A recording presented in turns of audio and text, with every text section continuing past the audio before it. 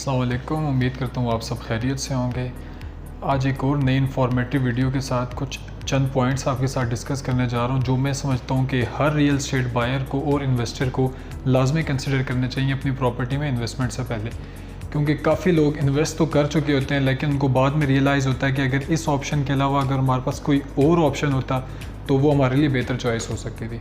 तो जब भी आप प्रॉपर्टी में इन्वेस्ट करें सबसे पहले तो आपने उसकी ROI वैल्यू लाजमी देखनी है। ROI वैल्यू मतलब उसका रिटर्न ऑन इन्वेस्टमेंट, और return on investment her property का डिफरेंट होता है। लेट्स सपोज अगर आप फाइल में इन्वेस्ट कर रहे हैं, आप किसी प्लॉट में इन्वेस्ट कर रहे हैं, आप किसी रेजिडेंशियल हाउस में इन्वेस्ट कर रहे हैं या आप किसी कमर्शियल प्रॉपर्टी में इन्वेस्ट करते हैं, इन सब की ROI वैल्यू डिफरेंट होगा। रिटर्न ऑन इन्वेस्टमेंट वैल्यू से आपको एक और चीज़ रियलाइज़ हो जाएगी कि आपकी प्रॉपर्टी की प्रेजेंट वैल्यू क्या है और विद टाइम इसकी प्रॉपर्टी की वैल्यू इंक्रीज़ कितनी होगी और एट द एंड आपको रिटर्न कितना मिलेगा। मतलब आप उसको 4 साल होल्ड कर रहे हैं, 5 साल होल्ड कर रहे हैं या 10 साल होल्ड कर रहे हैं, तो एट द एंड आपको प्रॉफिट कैसे मिलेगा। इसकी अगर आपको मैं सिंपल एग्जांपल दूं, एक साइड पे एक प्लॉट है और एक साइड पे एक शॉप है। प्लॉट पे आपको जो रिटर्न मिलेगा वो सिर्फ़ और सिर्फ आपका जो टाइम के साथ जब आप होल्ड करेंगे और एट द एंड उसकी जो वैल्यू बढ़ेगी आपको खाली वही प्रॉफिट मिलेगा। जबकि दूसरी तरफ आपको जो शॉप से आपको रिटर्न तो मिलेगा आपके होल्डिंग पीरियड के साथ साथ, लेकिन उसके साथ साथ आपको रेंटल वैल्यू भी मिलेगी। और रेंटल वैल्यू अगर एक प्रोजेक्ट अच्छा है, उसकी लोकेशन अच्छी है, प्रोजेक्ट का डेवलपर अच्छा है, जो प्रोजेक्ट को टाइम टू टाइम डिलीवर कर रहा है, तो उससे आपकी रेंटल वैल्यू काफ़ी ज़्यादा भी हो सकती है। जनरली जो रियल एस्टेट की रेंटल वैल्यू होती है वो 0.5 to 0.7 होती है। इससे हम लोग ये अंदाज़ा लगा सकते हैं कि अगर आप 5 साल भी होल्ड कर रहे हैं या मैक्सिमम 10 साल भी होल्ड कर रहे हैं तो आपको रेंटल वैल्यू उस प्रॉपर्टी का 60 to 70% मिल जाएगा। इसलिए काफ़ी सारे इन्वेस्टर्स होते हैं, जब भी वो इन्वेस्ट करते हैं तो वो रेडी टू मूव प्रोजेक्ट्स में इन्वेस्ट करते हैं ताकि उनको प्रॉफिट के साथ साथ उनको रेंटल इनकम भी जनरेट हो जाए। और प्लॉट्स और फाइल्स में वो लोग जनरली इन्वेस्ट करते हैं जिनका एट दी एंड उनका अपना खुद रेजिडेंशियल हाउस बनाने का प्लान हो। तो ये चीज़ आपने लाजमी कंसिडर करनी है, ROI वैल्यू।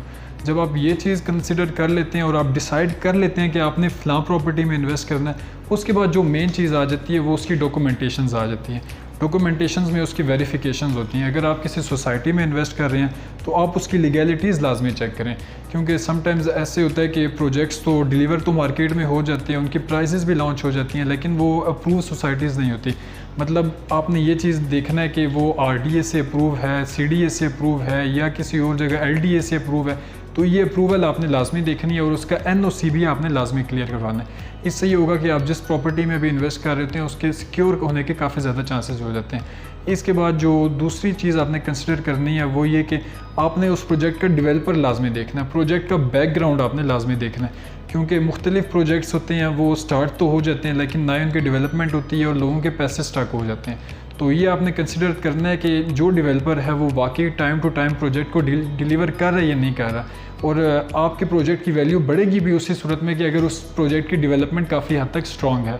और तीसरी चीज़ ये कि हम लोग कहते भी रहते हैं कि आपका प्रोजेक्ट है, आपका पैसा है, तो आपकी इन्वेस्टमेंट की सबसे ज़्यादा केयर भी आपको ही होगी। तो आपकी रिसर्च और आपका नॉलेज उस चीज़ में मस्ट होता है। और अगर आप खुद इस चीज़ में इंटरेस्टेड नहीं है, प्रॉपर्टी की चीज़ में या लीस्ट इंटरेस्टेड है, तो आप प्रॉपर्टी लायर्स को लाजमी देखें। उसके अलावा आप अपने कोलीग्स को लाजमी इस चीज़ में इन्वॉल्व करें जिनको आप समझते हो कि ये प्रॉपर्टी में काफ़ी टाइम से इन्वेस्ट कर रहे हैं और आपकी इन्वेस्टमेंट को मज़ीद सिक्योर कर सकते हैं।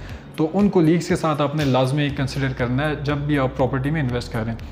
उसके अलावा ये कुछ पॉइंट्स है जो आपको लाजमी कंसिडर करने चाहिए। एक और चीज़ मोस्टली मेरे से लोग पूछ रहे होते हैं, क्लाइंट्स पूछ रहे होते हैं, फेलो पूछ रहे होते हैं कि आपके ज़्यादातर प्रोजेक्ट्स हैं कौन से।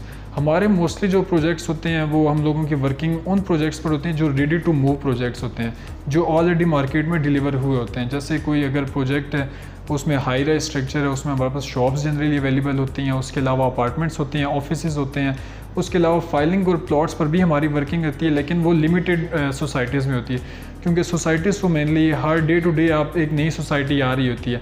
लेकिन मज़ा तो उन सोसाइटीज़ में आता है जो वाकई सोसाइटीज़ प्रोजेक्ट्स को डिलीवर कर रही हैं और एंड यूज़र्स को सिक्योर कर रहे हैं। क्योंकि जब क्लाइंट आप पर भरोसा करेगा, आपके थ्रू वो मार्केट में आएगा, किसी सोसाइटी में इन्वेस्ट करेगा, लेकिन एट दी एंड फिर किसी ऐसी जगह पे आप उसकी इन्वेस्टमेंट करवाते हैं जो सिक्योर ना हो, तो ये फिर अल्टीमेटली आपका फिर इंटरेस्ट ही मार्केट से कम होता है। तो मोस्टली हमारे प्रोजेक्ट्स लिमिटेड है, लेकिन अल्हम्दुलिल्लाह वो प्रोजेक्ट्स हैं जो भी हमारे साथ इन्वेस्टमेंट कर रहे होते हैं एट दी एंड उनको फ़ायदा लाजमी हो रहा होता है। इस सूरत हाल में अगर आपको भी कुछ क्वेश्चंस हैं, कुछ क्वेरीज हैं रियल स्टेट से रिलेटेड, तो आप लाजमी हमें कमेंट सेक्शंस में आप बताएं, आप हमारे साथ डिस्कस कर सकते हैं।